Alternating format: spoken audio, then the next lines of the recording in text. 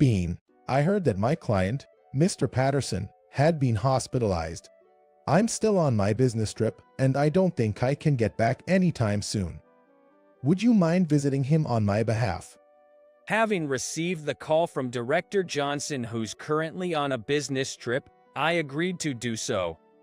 My name is Bean Crawford, a peculiar name held by only about 1,100 people nationwide. Due to the length, Director Johnson has been calling me Bean. If it's a hospital visit, I must bring some gifts. However, the person in question is the CEO of a major client company of ours, and moreover, I've never met him, so I had a hard time deciding what to bring. I thought about buying some fruits online, but I thought it would be too ordinary for such an opportunity to get my face remembered. So, I decided to bring the most popular bean daifuku from the traditional confectionery shop run by my family. Bean Crawford's Confectionery was a traditional sweet shop that my great-grandfather started shortly after World War II.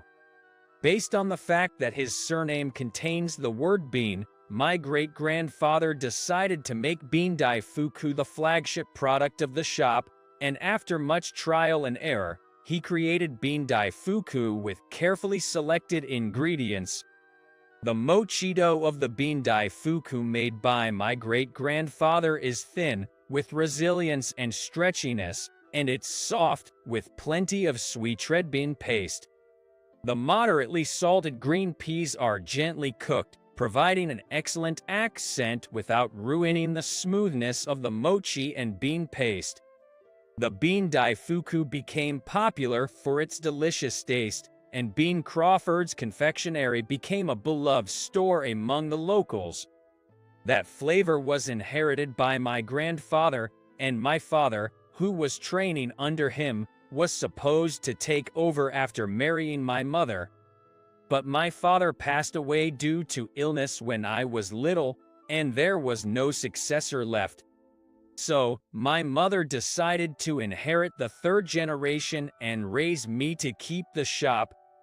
I believe that any profession is hard to master, but to become a full-fledged traditional confectioner is said to take about 10 years. It's a harsh world. I grew up watching my mother, who had no time of her own as she was working under my grandfather's strict supervision every day. Because of that, I never wanted to become a confectioner, and I chose the path of becoming a salaryman. I contacted Mr. Patterson's company in advance to make sure it was okay to visit him, and informed them of the date and time of the visit. On the day, I received a bag of freshly made bean daifuku from my mother. If he eats our bean daifuku, he'll recover from his illness in no time. I smiled brightly at my mother and nodded, "You're right." I wondered how she could always smile so brightly when she was working from early morning until late at night. When I arrived at the hospital where Mr. Patterson was hospitalized, I first went to the general reception and asked to visit his room. As I was walking towards the room that I was told, a woman who seemed a little older than me was standing in the hallway. She slightly bowed her head when she saw me, so she must be Mr. Patterson's secretary. "Thank you for your time. My name is Bean Crawford from Longgate Corporation. I came to visit Mr. Patterson on behalf of Mr. Johnson today." When I greeted the secretary, her gaze shifted from me to the bag I was holding. Is that bag the gift for the CEO? Yes, I've brought a bean daifuku from a traditional confectionery shop run by my mother. I would be glad if the CEO likes it. Suddenly, the secretary's eyebrows furrowed. Excuse me, but is your confectionery shop a well-established famous shop? Do they supply to any department stores? Have they been featured in magazines or TV? While puzzled by the rapid-fire questions, I replied, "It was established shortly after World War II, but we don't supply to any particular place." We're running it small in the local area, so we've been featured in local magazines and free papers, but we're not famous nationwide." As I was answering, the secretary's face was getting more and more stern. Didn't you think it was rude to bring such a cheap gift for the CEO? Everyone who has visited the CEO before has brought luxury goods or famous confections. The secretary snatched the bag from me and stuffed it into a nearby trash can. "I can't give this trash to the CEO. Could you go and buy another gift right away?" She said in a high-handed manner. I have never felt any particular affection for the confectionery shop my family runs, but the secretary's behavior made my anger surge up like a volcano. But another common side of me was desperately reminding me that she was from a major client company, and I somehow managed to maintain my composure. "I'm very sorry for the trouble. I'll go and buy one right away." As I turned on my heel and headed outside the hospital, I was filled with rage and regret as hot tears welled up and the back of my nose hurt. In a state of intense agitation, I got into a taxi and asked the driver, "Excuse me, is there a department store or a large supermarket nearby?" I asked him to take me there. I arrived at a large supermarket, which was stocked with famous brands of Western and Japanese sweets, but I felt guilty towards my mother and couldn't bring myself to buy anything.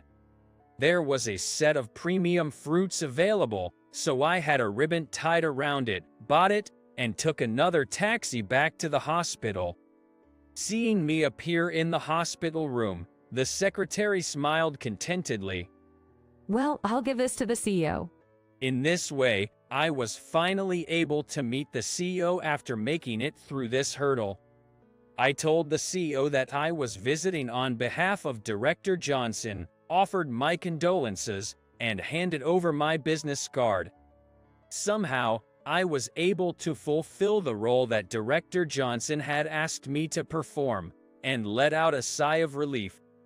A few days passed, and I was called by Director Johnson, who had returned from a long business trip. It seems that Mr. Patterson has been discharged from the hospital. I'm going to visit the company with a discharge gift, so I'd like you, Bean, to come with me.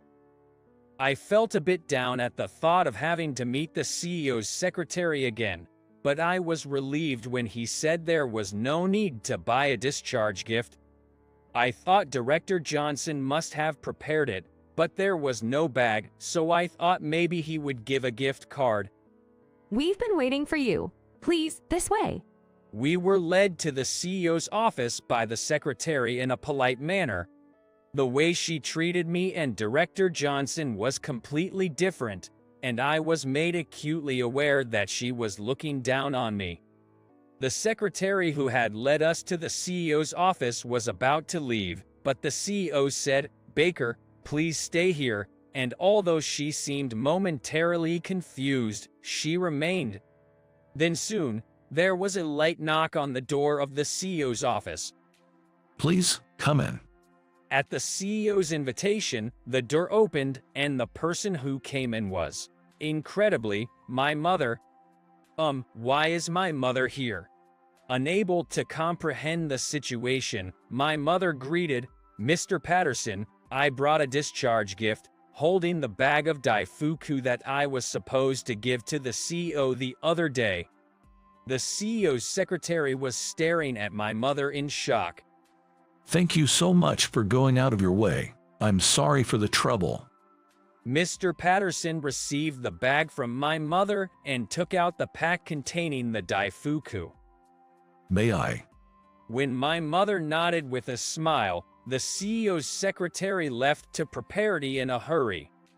Mr. Patterson, with a big smile, picked up a daifuku and took a bite.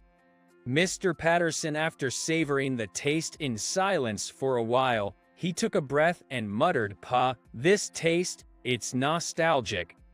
He picked up a cup of tea left by the secretary, took a sip, and started reminiscing.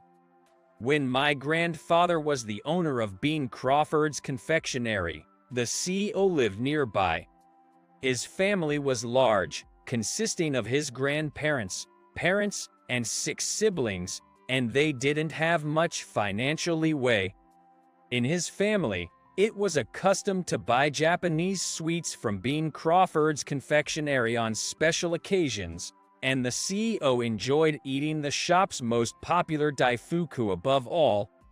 The CEO often went to the store with his mother and occasionally received leftover sweets from my grandparents, which was what he was really looking forward to.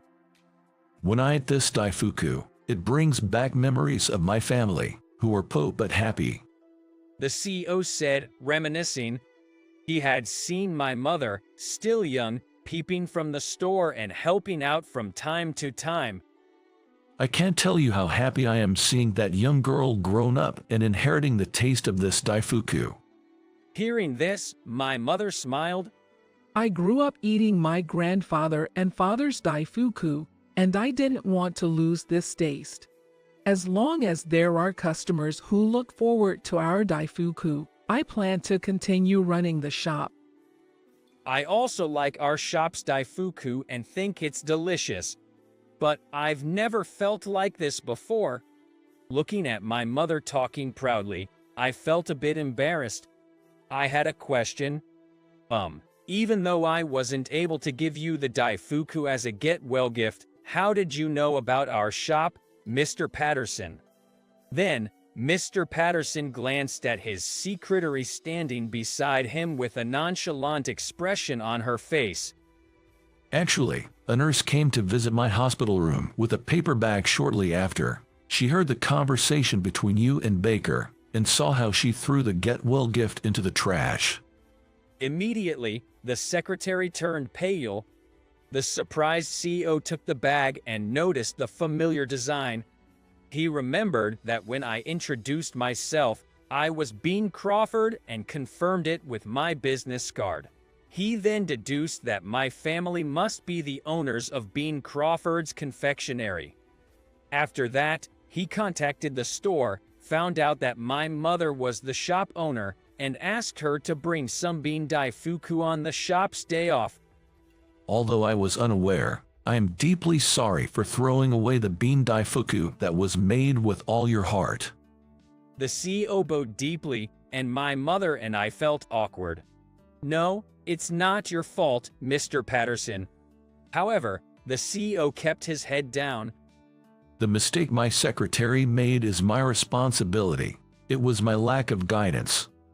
Despite the CEO apologizing himself and thinking that the secretary would reflect on this, she stubbornly insisted, "Everything I did was for you, Mr. Patterson. I believe that only certain things should be allowed in the CEO's mouth. I did nothing wrong," causing the CEO to sigh deeply. It seems you need to relearn what is truly important to people. Please leave. Although the secretary tried to argue back, she was suppressed by the CEO's glare and reluctantly left. I apologize for the trouble. Please allow me to make amends in another way. The CEO and my mother had a lively chat about her grandfather and their hometown, and we left the CEO's office after saying our goodbyes. According to a story I heard from Director Johnson later, Mr. Patterson's secretary was dismissed and transferred to a different department. However, she was dissatisfied with this and decided to resign voluntarily. When my mother heard the story from me, she said regretfully, if we could have made her try the bean daifuku, maybe she would have changed her mind. Which made me laugh. Mr. Patterson had said he would apologize in another way, and it turned out to be a business proposition. His company also does website production, and he proposed to set up a sales site along with the store's website for free. As expected, the work of professionals is excellent, and now our bean daifuku can be purchased online and sales are steadily increasing. We even hired employees specifically for online sales. The truth is, there was a big change for me. I quit the company I was working for and decided to train under my mother. This incident made me realize how much Bean Crawford's confectionery and our Bean Daifuku are loved by people. Not only are they delicious, they also revived pleasant memories. I do not want to lose this flavor, which has been passed down since my great-grandfather's generation, in my mother's generation. I cannot lose it. My thoughts changed, and I wanted to protect and inherit it with my own hands. My mother was surprised and skeptical because I had been so reluctant to take over the store, but when she realized that I was determined, she said with a serious expression, "Well then, I'll be beating you to shape hard, so you best be prepared." Even though I was prepared, the training to become a confectioner was rigorous.